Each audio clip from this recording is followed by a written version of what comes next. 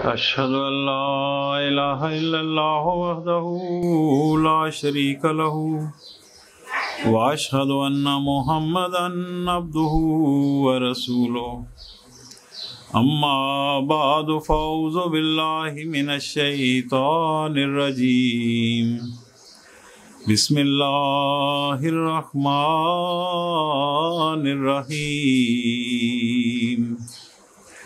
अल्लाहुम्मा सल्लि अला मुहम्मदिन व अला आलि मुहम्मदिन कमा सल्लैता अला इब्राहीम व अला आलि इब्राहीम इन्नका हमीदुम मजीद।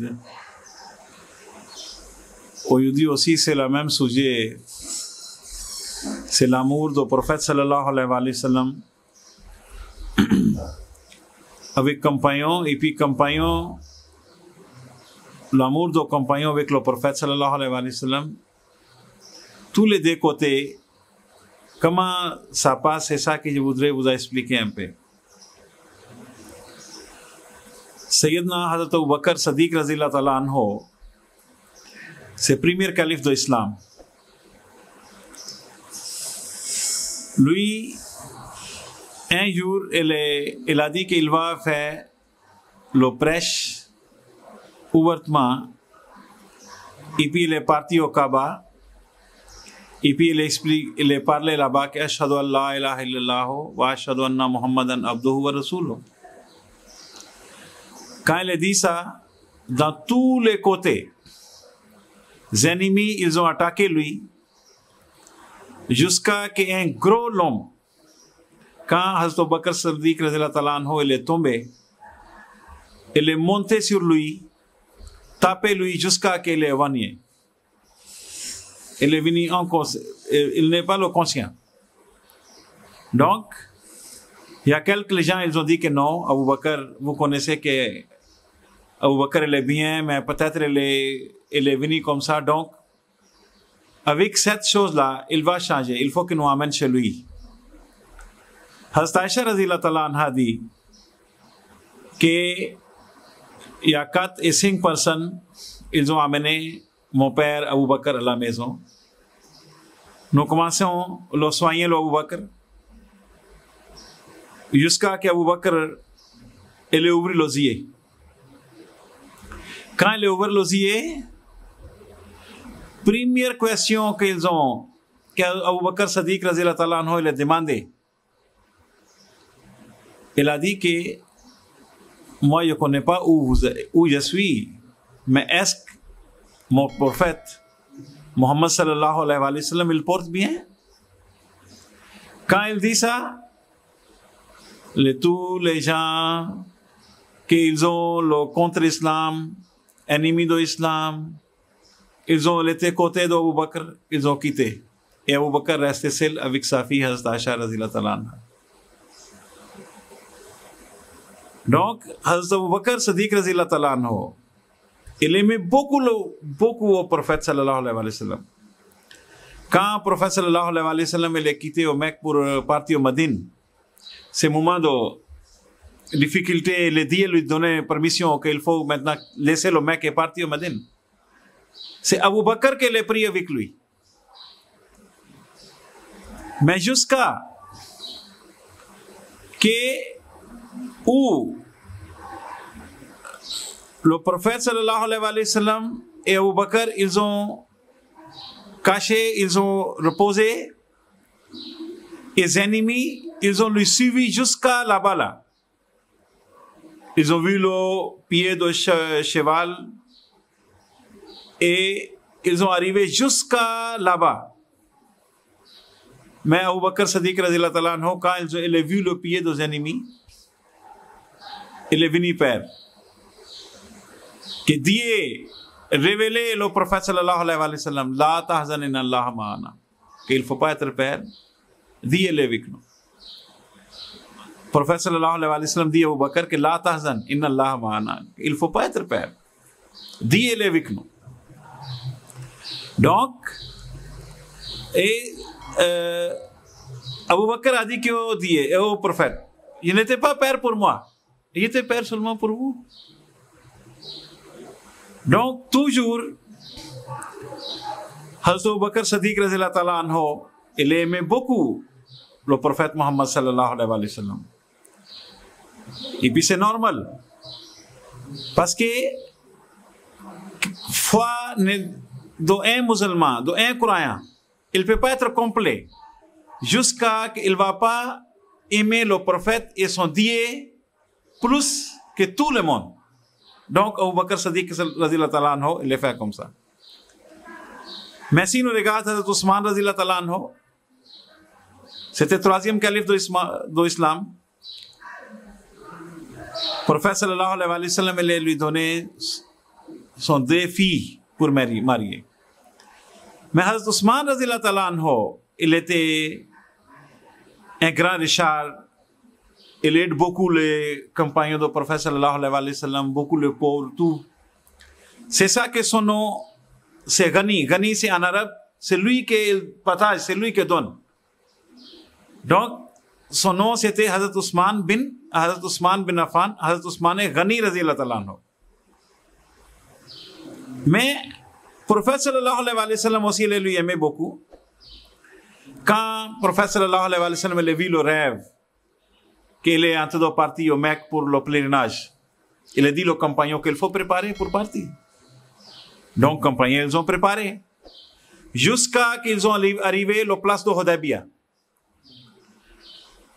Les gens de Mecque, ils ont envoyé le message que non, si vous dépassez ça, il y aura une guerre entre vous et nous parce que nous ne voulons pas que vous veniez au Mecque. Le prophète sallallahu alayhi wa sallam est arrêté là-bas. Il a envoyé Ousmane comme représentant des musulmans au Mecque. Mais maintenant, quelqu'un, il a expliqué au prophète sallallahu alayhi wa sallam que les gens de Mecque, ils ont attrapé Ousmane et puis ils ont le tué. Le prophète sallallahu alayhi wa sallam n'était pas tranquille ce moment. Il a annoncé, il a dit au Bilal qu'il faut annoncer que tous les croyants, tous les musulmans viennent ici. Quand tous ils ont rassemblé à côté du prophète sallallahu alayhi wa sallam, le prophète sallallahu alayhi wa sallam a dit que c'est qu'il a pris nouvelle qu'ils ont tué notre Ousmane. Pour nous, c'est obligatoire maintenant qu'il faut que nous voyons ce qu'ils ont tué l'Ousmane, nous aussi attaquer, parce que représentant d'une communauté, si quelqu'un tué, ça veut dire qu'il a tué toute la communauté. Et puis, le prophète sallallahu alayhi wa sallam, il a levé son main. Il a dit que ça, c'est mon main. Mais c'est parti d'aujourd'hui, ça, c'est main d'Ousmane. Tout le monde n'est qu'à faire bête avec moi encore. C'est ça que son nom, c'est Bête Rizwan. Que tous les compagnons, ils ont fait bête avec le prophète sallallahu alayhi wa sallam, que nous ne pouvons pas être reculés jusqu'à que nous n'ayons qu'à faire ce qu'ils ont fait avec notre Ousmane. Mais après, ils ont pris que Ousmane, il est vivant, c'est pas quelque chose qui s'est passé. Hazrat Ousmane radhiyallahu ta'ala anhu est venu.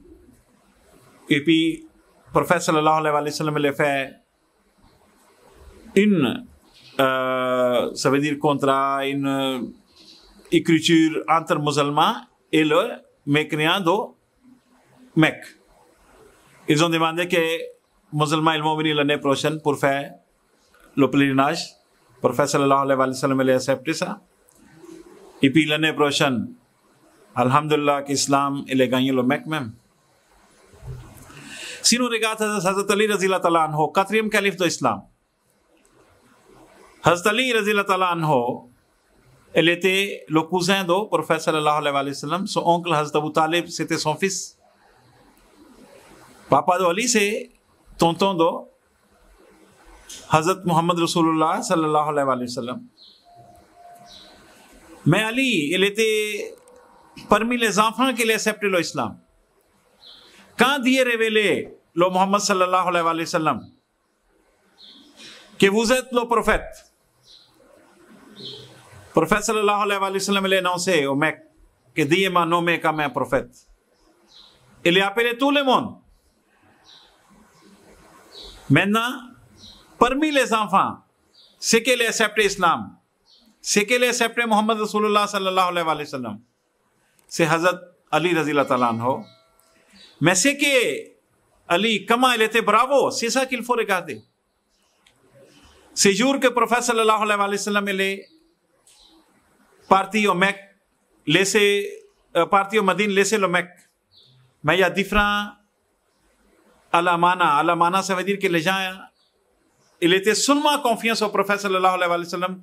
Ils ont laissé l'argent et l'autre chose avec le prophète sallallahu alayhi wa sallam. Rasulullah sallallahu alayhi wa sallam, il a laissé toutes les choses avec Ali. Parce que 7 jours, ces nuits, mécréants, ils ont préparé un programme. Na'uzubillah min zalik, qu'ils vont tuer le prophète sallallahu alayhi wa sallam. Quand ils ont préparé ce programme, Dieu aussi l'a expliqué, le Muhammad Rasulullah sallallahu alayhi wa sallam. Donc,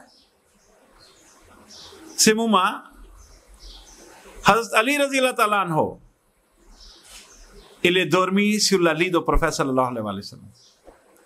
Quand mécréants ils ont venu, et puis ils ont levé le prophète sallallahu alayhi wa sallam, ils ont pensé que ça c'est Muhammad. Ils ont dit qu'il faut lever, que nous venons vous tuer. Hazrat Ali radhiyallahu ta'ala anhu, il est levé, il a dit que c'est moi, c'est Ali. Ils ont dit où est Muhammad? Hazrat Ali radhiyallahu ta'ala anhu a dit que Muhammad Rasulullah sallallahu alayhi wa sallam, il est déjà parti. C'est ça qu'ils ont le suivi jusqu'à au Mecque. Mais comme dit, il était avec le prophète sallallahu alayhi wa sallam. Même ils ont trouvé. Mais ils n'ont rien dérangé notre prophète sallallahu alayhi wa sallam.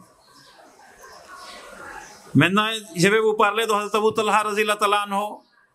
C'était un grand bravo que souvent Rasulullah sallallahu alayhi wa sallam, il part dans son champ, son jardin, il aime son enfant, il joue avec son enfant, et puis il a gardé le chevet du prophète sallallahu alayhi wa sallam à la maison, et une tasse où le prophète sallallahu alayhi wa sallam boit l'eau, il a gardé ça pour souvenir que ça c'est souvenir du prophète Muhammad sallallahu alayhi wa sallam. Mais je voudrais vous expliquer la troisième guerre, c'est la guerre de Uhud. Hazrat Abu Talha radhiyallahu ta'ala anhu, il était venu devant le prophète sallallahu alayhi wa sallam. Chaque flèche que ça vient, Hazrat Talha il met son main devant et puis il prend sur son main. Jusqu'à que son première main elle est tombée. Après il a commencé avec deuxième main. Jusqu'à que deuxième main aussi, maintenant il ne supporte pas la flèche. Après il a mis tous les flèches sur son poitrine. Il a donné son vie pour l'islam, pour le Muhammad Rasulullah sallallahu alayhi wa sallam. Mais il n'est pas dit ouf.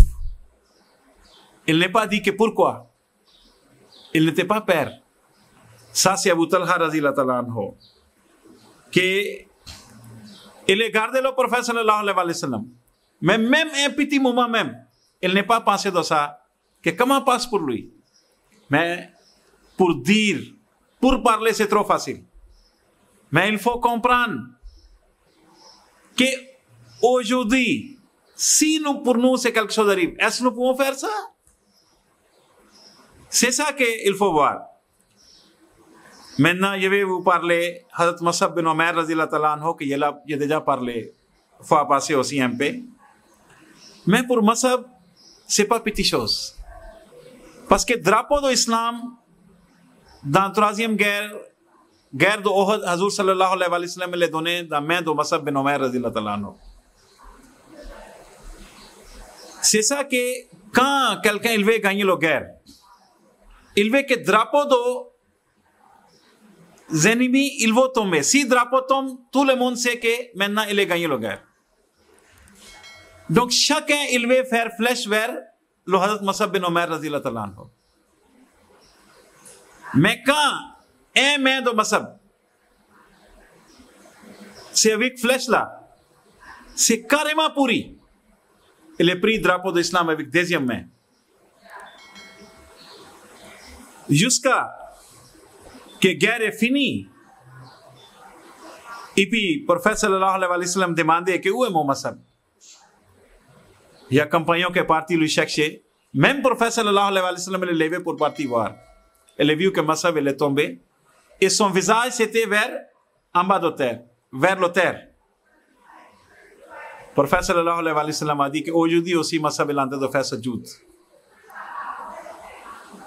Et puis Hazur sallallahu alaihi wasallam il est debout côté du corps de Hazrat Mus'ab bin Umair radhiyallahu ta'ala anhu. Et puis il récite cette verset de Surah Ahzab verset 24. فَمِنْهُمْ مَنْ قَضَى نَحْبَهُ وَمِنْهُمْ مَنْ يَنْتَظِرُ وَمَا بَدَّلُوا تَبْدِيلًا. فَمِنْهُمْ مَنْ قَضَى نَحْبَهُ وَمِنْهُمْ مَنْ يَنْتَظِرُ. Que il y en a parmi les compagnons sallallahu alayhi wa sallam qu'ils ont déjà gagné son objectif, mais il y en a qui sont en train d'attendre pour gagner cet objectif. Donc, c'est que Hazrat Mus'ab radhiyallahu ta'ala anhu, prophète sallallahu alayhi wa sallam, il est lui honoré. Je ne vois pas un autre compagnon que prophète sallallahu alayhi wa sallam est lui honoré comme ça.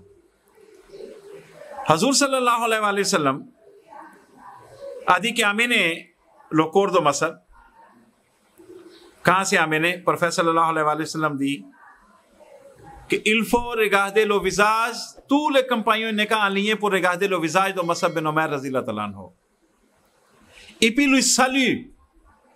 Et puis en même temps, le prophète sallallahu alayhi wa sallam dit que c'est lui qui va saluer Omer aujourd'hui, Mus'ab bin Umair aujourd'hui. Jour de justice, Mus'ab il va lui répondre. Mais ça, c'est pas petite chose. Mais je vous ai déjà expliqué que Mus'ab bin Umair, c'était comme un, comment on nous dit, royal. Il était trop riche. Il était très belle. Quand il passe dans la rue, même tout le monde connaît que Mus'ab passe parce qu'il met le parfum et tout le monde connaît. Mais je vais vous expliquer comment c'est passé. Mus'ab, alhamdulillah, il était trop long. Quand ils ont l'y amené, il y a un tissu qui couvrir pour le Mus'ab. S'il met sur le visage, pied là, ça reste. S'il met sur pied, c'est le visage qui reste. Le prophète sallallahu alayhi wa sallam dit que mettre sur le visage et sur pied, il faut mettre le gazon. Donc comment compagnon du prophète sallallahu alayhi wa sallam, ils ont donné son vie à cause de l'islam, à cause du prophète sallallahu alayhi wa sallam. Mais ils n'ont même pas dit un mot que c'est comme ça, non. Jamais dans son vie même. Maintenant, dernière ça veut dire explication à propos de Anas bin Malik radhiyallahu ta'ala anhu que je vais vous expliquer. Après, je vais terminer. Lui aussi, c'était un compagnon qui n'était pas dans la deuxième guerre. Anas bin Malik dit que Anas bin Nazar radhiyallahu ta'ala anhu n'était pas rentré dans la deuxième guerre et Badr. Il était toujours Anas bin Nazar toujours parle de ça que vraiment s'il était dans Badr, s'il était dans Khandaq, bon donc je vais faire beaucoup pour le prophète, pour l'islam. Maintenant,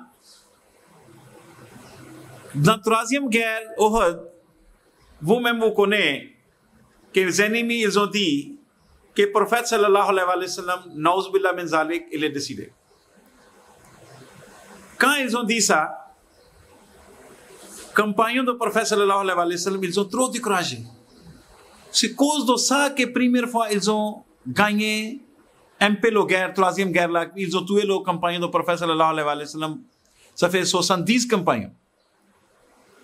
Parce qu'ils ont mis une mal information vers l'autre côté que le prophète sallallahu alayhi wa sallam a décidé. Donc, Hazrat Anas bin Nazar radhiyallahu ta'ala anhu aussi il écoutait ça. Ce moment, il était en train de, il est sorti, il était en train de manger quelque chose. C'était petit, rond chose qu'il était en train de manger comme ça. Quand il écoutait que le prophète sallallahu alayhi wa sallam il est décidé, il a jeté ça, il est rentré dans la guerre, jusqu'à que tout son visage, tout son corps, il est pourri avec le flash. Que sa sœur, elle est vue avec son doigt, que vraiment ça c'est Anas bin Nazar. मैं कैस के लादी que si Varma Profeta sallallahu alaihi wasallam le parti ele decide movila maintenant c'est zéro pour être vivre même c'est rien donc j'avais parti où c'est mon prophète est parti c'est ça l'amour du prophète sallallahu alaihi wasallam c'est ça que quand on dit que quelqu'un aimait le prophète sallallahu alaihi wasallam donc je vous ai expliqué le modèle du compagnon du prophète sallallahu alayhi wa sallam. C'est vrai, aujourd'hui, il n'y a pas de guerre. C'est vrai qu'aujourd'hui, c'est pas comme ça. Mais aujourd'hui, vrai l'amour, si nous voulons que nous aimer le prophète sallallahu alayhi wa sallam, il faut que nous obéissions notre prophète Muhammad sallallahu alayhi wa sallam. Nous obéissons le Saint-Coran, nous obéissons le Dieu. C'est ça l'amour du prophète sallallahu alayhi wa sallam. Allahumma salli ala Muhammadin wa ala ali Muhammadin wa barik wa sallim innaka hamidun majid.